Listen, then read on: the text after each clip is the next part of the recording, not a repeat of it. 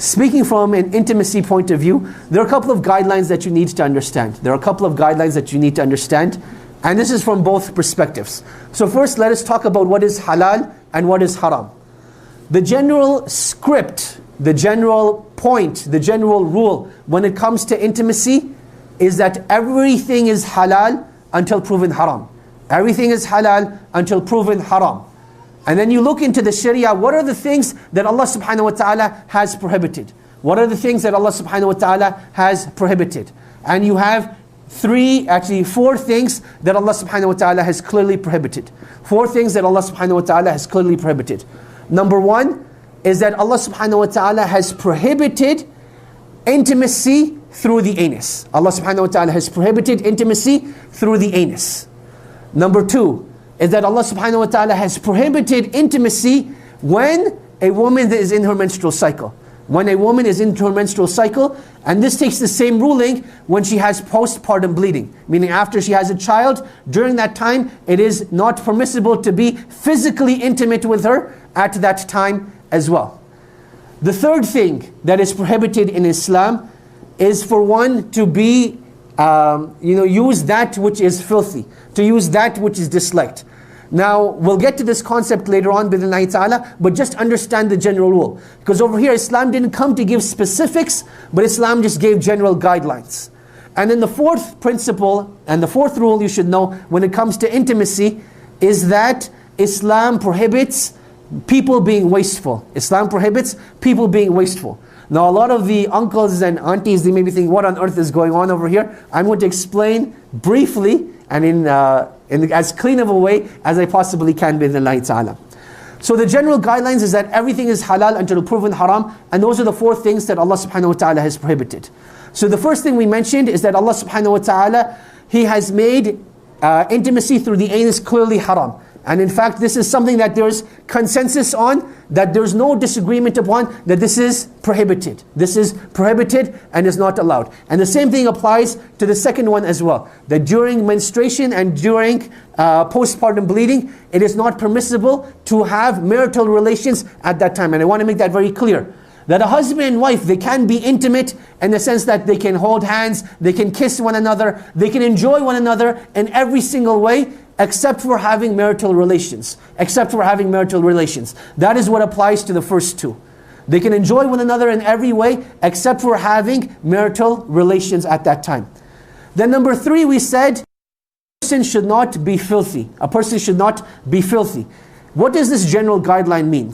This general guideline means it encompasses two main things. Number one is the way that we speak with one another. So for example, living in our culture, there's this culture of being very vulgar while having marital relations. That is not allowed in Islam. To use bad words and to curse, even when a person is having marital relations with his wife, this is not the way that they should be. But rather there's a level of humanity and a level of dignity that needs to be retained. And this is something that, is left for the non-Muslims and has nothing to do with Islam. And you'll notice that, you'll come to see this, that this is like one of the diseases of like watching pornography, is that you start developing cultures of intimacy that are not allowed in Islam. And then you view it so many times that a person starts to think that, this is the way marital intimacy is meant to be. This is the way that marital intimacy is meant to be. Related to this third point, this third principle as well, is that one should not be filthy.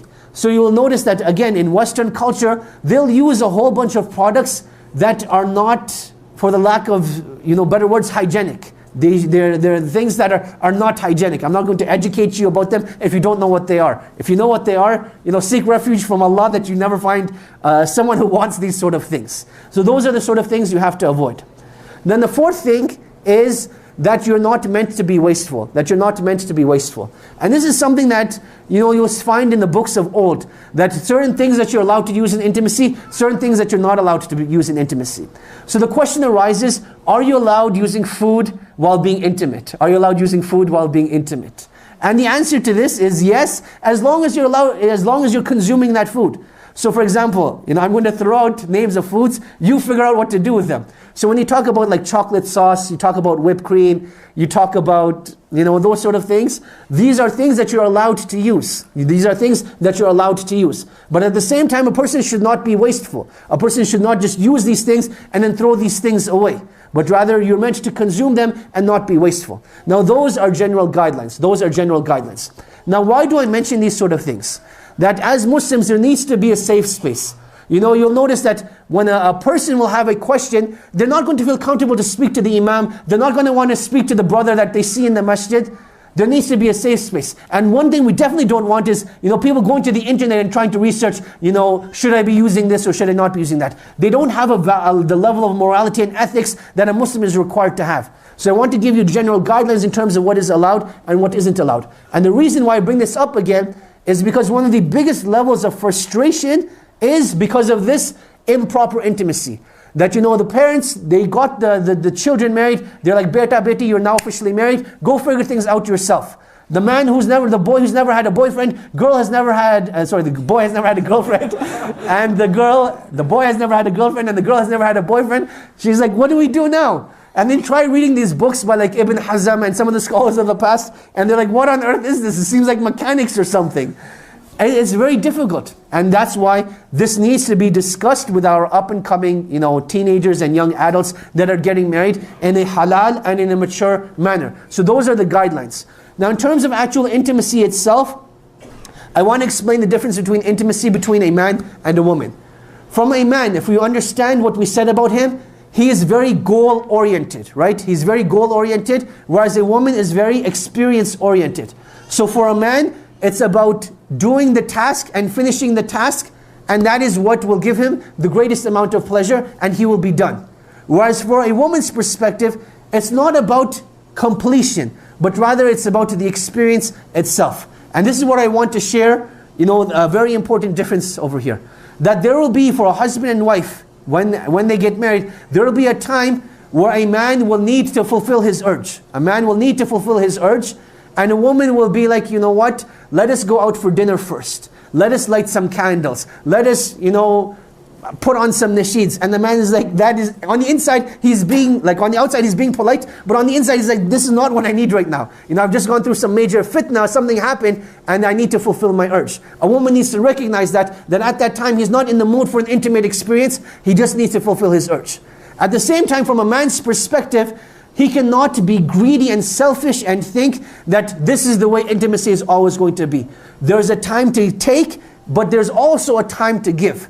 So from time to time, yes, you will have to fulfill your urges, but at the same time, you'll want to make sure that you're giving back to your spouse as well. You'll want to make sure that you're giving back to your spouse as well. And this is something that you will learn to discuss with one another, experience with one another, and grow with one another. And I cannot emphasize enough the importance of communicating over here. That a lot of times, a husband and wife, they'll be having problems in their intimacy, but they're like, what?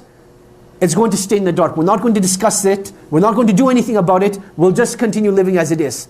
But a breaking point eventually comes, and nothing gets solved, and the relationship eventually breaks down. So it's very important that a husband and wife, they agree amongst themselves that, what? We may not know anything about intimacy coming into the marriage, but now that we're married, Allah has made us halal for one another. Let us enjoy this experience. Let us enjoy this experience, and let us learn about it as well. So if there's something that you like, tell your spouse about it. If there's something that you dislike, tell your spouse about it. Rather than holding those feelings inside and repressing those emotions, deal with them up front, and it makes things a lot easier. Rather than leaving your spouse to guess, what does my spouse like, what does my spouse not dislike, be open about it, be frank about it, but be, ethical and moral about it as well. That there's no need for vulgar descriptions, and be, sane and humane, and speak about it in a mature manner.